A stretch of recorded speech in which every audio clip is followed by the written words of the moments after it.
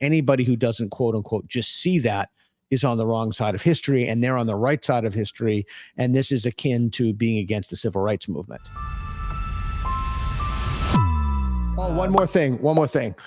Sorry. The other thing that I've forced myself to reconsider, I'm not saying I'm necessarily wrong about this, was that the figure, and I talked about this in my interview with Helen Joyce, the figure that I've currently seen, that 0.06% of people are trans.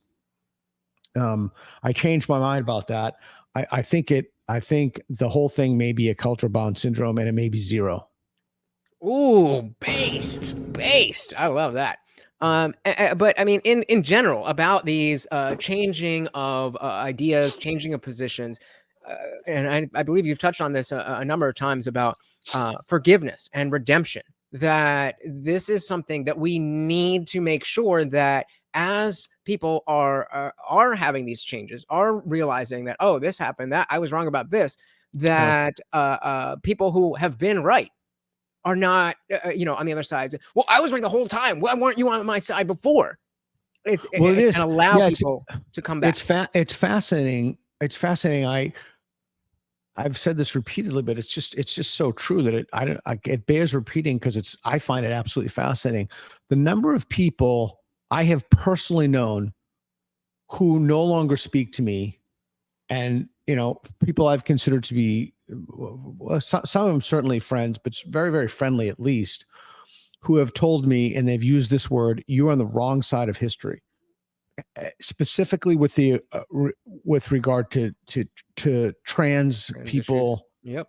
Well, trans people under 18, or free speech issues, or the lack of academic rigor or discipline, and what needs to be done about this. The number of people who have told me I'm on the wrong side of history, people who are my friends, people I respect, people I even love, and hopefully at some point they love me, who no longer speak to me. It's very interesting to see now that these laws are being repealed in Scandinavia and across the world, that they were formed, they were pushed through by ideologues. There's insufficient evidence for those really dangerous surgeries for children. The idea that you're on the wrong side of history for that, when excuse me, and that would be so significant that you would not want to be friends or even speak to someone. Imagine canceling a friendship, quote unquote, for something like that, as opposed to something somebody did to you or betrayed your trust, but a belief that they had. And I think what's happened traditionally is that we have extended the umbrella of rights to gay people, to minorities, now to animals, etc. And they extrapolate from that, and they think that in the future, the umbrella of rights will be extended to, trans children, or whatever they happen to believe. And then the natural consequence of that is that anybody who doesn't quote unquote just see that is on the wrong side of history, and they're on the right side of history. And this is akin to being against the civil rights movement. And consequently, this is such a horrible person. This person isn't just merely wrong or missing pieces of information, like Socrates talks about in the Theaetetus and elsewhere, that this person is evil. This person is evil. Yeah, this person is evil. And I have not had not a single one of those individuals has come back and said, like, wow, they're changing a lot of these laws. I didn't know. I'm sorry I said that. I mean, it's interesting, but the reason I mention that is because it gets to your idea of forgiveness. Mm-hmm. I mean, I would say to them, hey, shit happens, man. It's like, whatever. I mean, it would be kind of, the truth and reconciliation process. It just wouldn't be that big of a deal to me. But I think when you have that kind of investment in a belief, right, that you're far less likely to say, hey, man, I made a mistake. You might say, well, that was a blip, or they'll change their mind, or they're on the wrong side of history and I'm right. But that's a really remarkable claim. That's a really remarkable. It takes something profound in somebody, a profound sense of integrity, to say that they were wrong about a core base belief they had, when it turns out that belief was false, and it was a matter of some had some identity level salience to it. Absolutely. And I think that, if you are following someone, whether it's in news, politics, philosophy, even in, if you're watching, something about movies, and, somebody, they're predicting about the next Marvel movie, and they're like, oh, I definitely think it's this character, and they're going to come, and then they were wrong. The ability for them to come forward and be like, well, I was wrong, is something that gives you credibility for everything else that you say. And then the people who receive that are inherently going to find better, are going to be listening to better people instead Well, of just just the people who are saying what they want to hear. yeah, I mean, just think about it like this: two things. One, don't you want to be friends with somebody who has that not only ability but disposition? So, someone who said, "Hey, man, I thought this. I was wrong. I'm sorry." So yeah, you can say on the wrong side of history is dependent on whether you win or not. But if that's Yeah. true, then you couldn't be saying that someone else is on the wrong side of history. That also Right. assumes that the moral arc doesn't bend towards justice. That's another conversation. But in either Right. way, that would be arbitrary. Yeah, and I just in general, I think that's an arrogant emotional argument as to assume that you know the future and that you're doing this because you know that that's what's going to happen. I don't necessarily Yeah, take any yeah. I weight remember. to I that remember. statement. I remember where I was going to go with this before I saw the thing flash on the screen. I really have to So not look at the screen stuff. What I was going to say is, yeah, so think about the self honesty one would have to truly say, boy, I made a mistake thinking it was a good thing to mutilate the genitals of children and make them lifelong medical patients. Like, think about the kind of self-realization and self-honesty. I mean, anybody with any integrity would weep that they believe that. I mean, that would be so fundamentally corrosive to one's primary sense of being a moral human being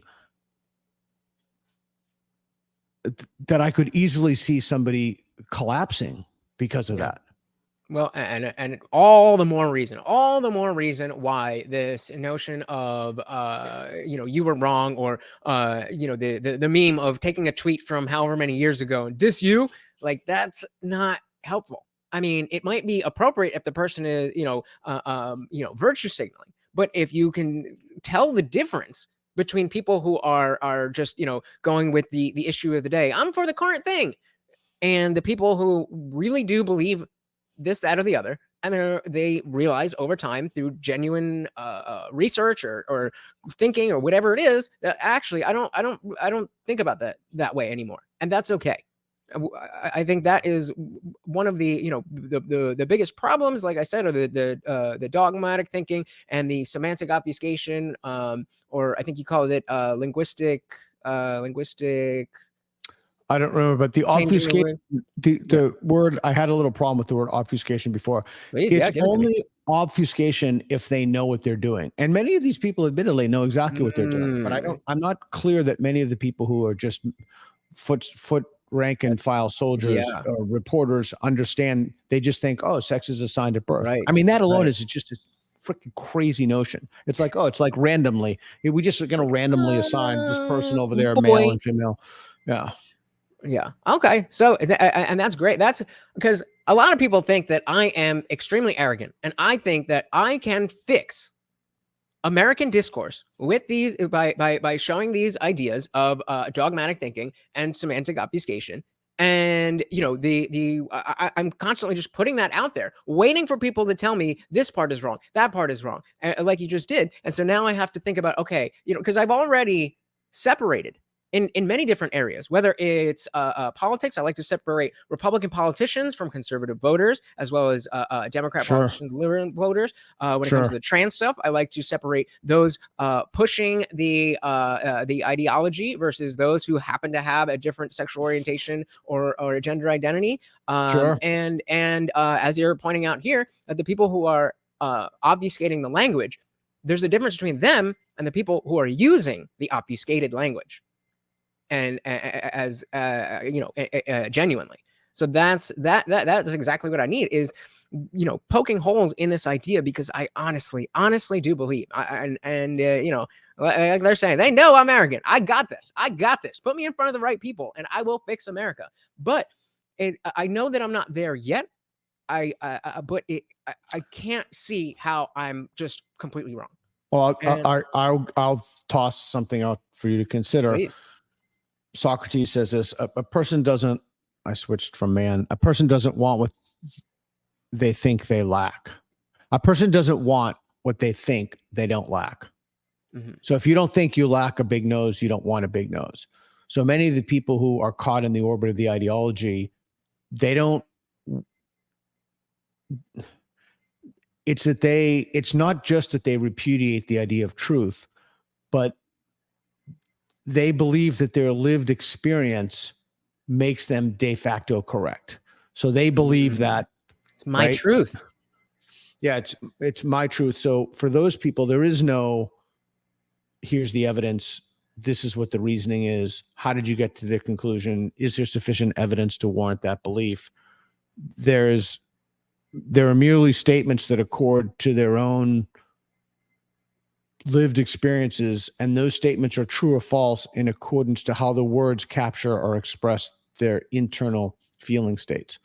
And so we're talking about an entirely different kind of madness.